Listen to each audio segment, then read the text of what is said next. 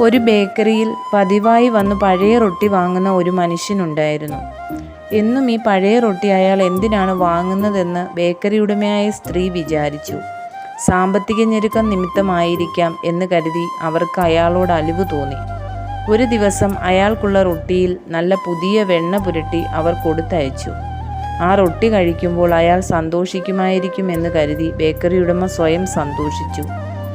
എന്നാൽ പെട്ടെന്ന് അയാൾ ബേക്കറിയിലെത്തി വളരെ ക്രുദ്ധഭാവത്തിൽ ദേഷ്യത്തോടെ "നിങ്ങൾ എൻ്റെ ജീവിതം തകർത്തു" എന്ന് പറഞ്ഞ് ആക്രോശിച്ചു. കൂടെ മറ്റൊരു മനുഷ്യനും ഉണ്ടായിരുന്നു. അയാൾ ബേക്കറി ഉടമയായ ആ സ്ത്രീയോട് പറഞ്ഞു, "ഇദ്ദേഹം ഒരു ആർക്കിടെക്റ്റാണ്. വലിയ പ്ലാനുകൾ വരയ്ക്കുമ്പോൾ ആദ്യം പെൻസിൽ കൊണ്ട് വരച്ചിട്ട് അതിൻ്റെ ന്യൂനതകൾ പരിഹരിച്ച ശേഷമാണ് പ്രധാന കോപ്പികൾ ഉണ്ടാക്കുന്നത്. പെൻസിൽ കൊണ്ടുള്ള വരകൾ